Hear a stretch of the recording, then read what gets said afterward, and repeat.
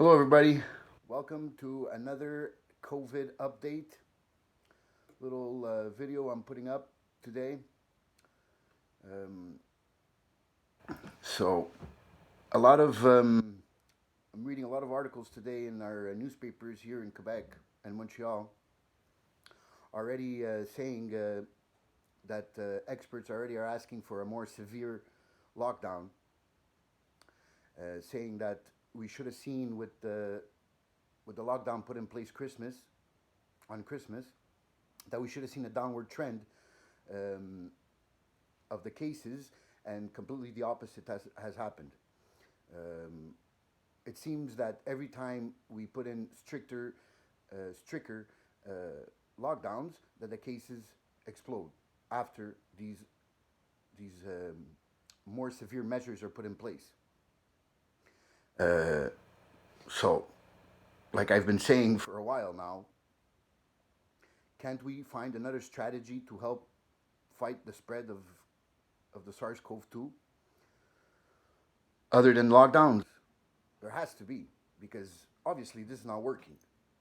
If I take the example of LA County in California, which have the strictest lockdown measures in the country, probably in North America, because Quebec is bad too, but probably LA County is worse. And they are the worst in the United States, the worst county in the United States for cases. I read an article in the New York Times saying they have a new case every 6 minutes, which doesn't make sense because you're not allowed to go anywhere. You have to be home by 8 or 10 o'clock, or it's the most severe measures in the country, and yet they're the ones with the most cases. Now, a bit about this travel and this $1,000 check that you get when you come back. First of all, I think it doesn't make sense because people that were traveling either A, already could afford the 2 weeks quarantine at home, which they already knew about, or two, they have the luxury of working from home, so the 2 weeks quarantine at home wouldn't affect their salaries and their revenue. Now, what you do with this $1,000, that by the way, nobody knew about. It already existed in the law that they put in place for the PCU or PC, whatever it is, the checks that Trudeau is signing and giving to buy votes from the population, was already in the law. It was a loophole in the law where if your employer would tell you you've been exposed to COVID at work or something that you can't go to work, then you would get and you'd have to quarantine for 2 weeks. You would get $500 a week for that quarantine. So now people are using it to come back and quarantine from vacation, which is totally stupid because now people that couldn't afford it will now be able to afford it to go on vacation and quarantine for 2 weeks. But I also think that the media, where nobody knew about this thing, maybe other than fiscalists, put it out there so more people knew about it now. And I guarantee you there's going to be a higher number of people traveling in the next weeks. And there's some studies that were made in Edmonton, if I'm not mistaken, and Toronto, where they studied 8,000 travelers in Edmonton and 10,000 in Toronto. And on average, only 2% of them tested positive on the way back. So the most of the spread is not happening through travelers. Everything else is locked down, so mostly the spread is happening at home. So it's either through with your family at home, or if with gatherings at home. You So when you invite people over because you're fed up of this lockdown, which many people are doing, I'm not saying a majority of them. It's still a minority, but many people are doing it, and by traveling, not by traveling, but being at home, you don't use the protective measures. You don't have the mask all the time. You talk in close distance. Where if restaurants and bars and cafes would be open, they would be following these measures. And like I was in the 3 months that the lockdowns were loosened, I saw many places that people were. I went to restaurants, I went to bars, I went to cafes, and everybody's wearing their mask.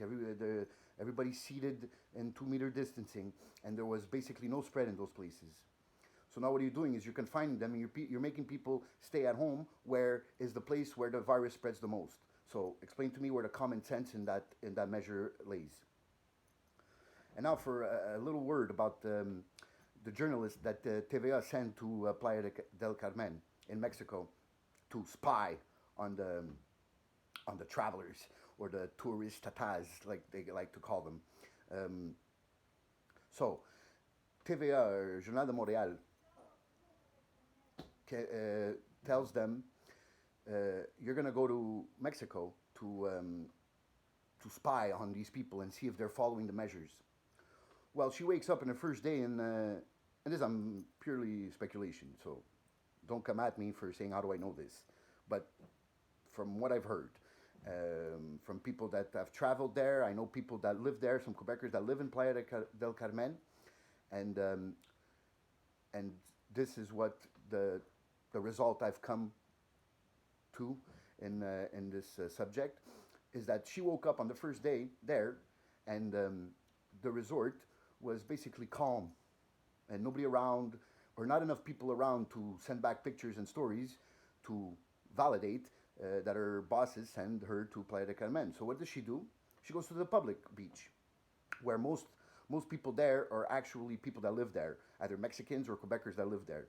Because when I saw the pictures, I'm like, but who brings a cooler and a shovel on vacation? It just doesn't make sense. So when I looked into it, yeah, it was in a public beach. Most of the people there were Mexicans and not travelers from Quebec that are on vacation. So that's the way she got her pictures to be put up in the newspaper the next day, and made a whole bunch of outrage about how they're not following Quebecers on vacation are not following the measures, which is totally not true. There's many accounts of witnesses that are on vacation saying that in the resorts themselves that the measures are followed to a T. All right, so basically it's just fear mongering by the media to scare you. So every day new cases, the cases are exploding, new variant of the virus to try to get us to obey.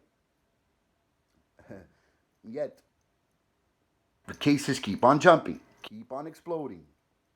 It really doesn't make sense. Another thing, in the Hamilton Spectator, they came out with a Hamilton health worker that gets rare but serious and severe reaction to vaccine. Okay, I've seen more and more of these situations appearing.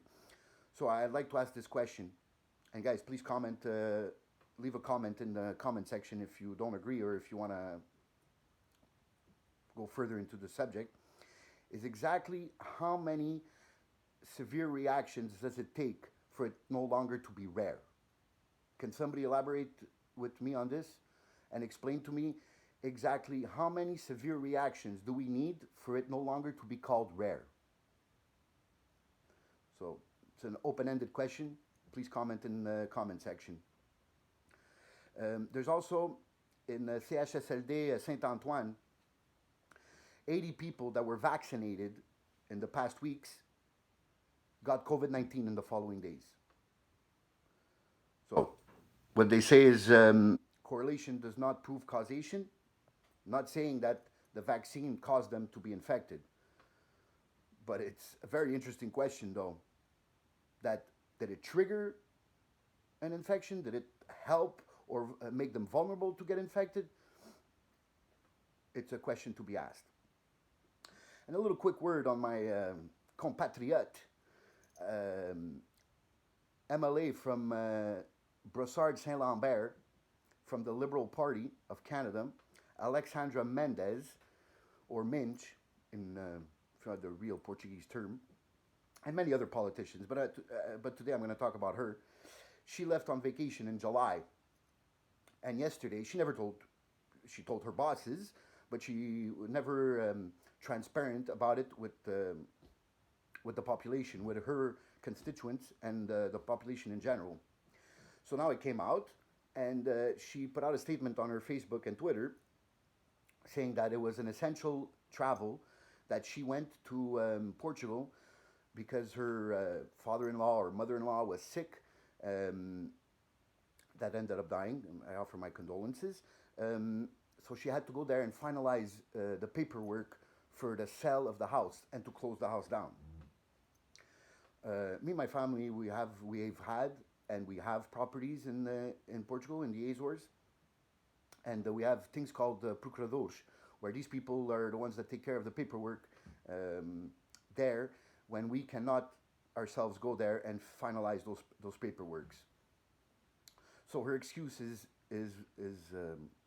useless in my opinion. It's just that, an excuse because she got caught and now she needs an excuse to validate her travel.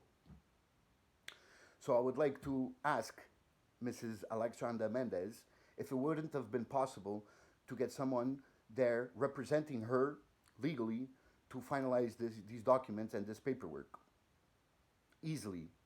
In my opinion, it could have been done. Then she asked someone on Twitter, "Oh, but can you explain to me how we closed down a house 5,000 miles away?" Well, first of all, you can hire somebody, or your procurador can hire somebody to do these things for you, especially in a pandemic where your government that you vote for these laws and these regulations had highly recommended not to travel, and you still did. So I would like you to be transparent with your constituents and with your electors, and admit you made a mistake and apologize. That would be all. That'd be all you say. Listen, I fucked up. I messed up, and it won't happen again. No, instead you try to find excuses like a little kid getting caught stealing at the dépanneur. Oh, it wasn't me, or my friend did it. There's always an excuse. Just fess up and say, listen, I messed up and I'm sorry. It wouldn't be that hard, at least in my opinion. You know? Um, so that's my touch on some COVID news stories from the day, and about about the new cases.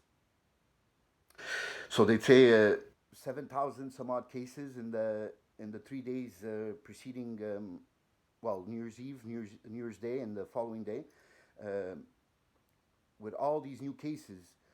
But then they say, oh, but we still had in the tens of thousands of people getting tested, but not many people got tested on the first and the second.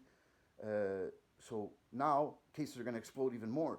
So now we got to close down everything again, with not explaining how closing down things protects the people that are inside their house closed down. It just doesn't.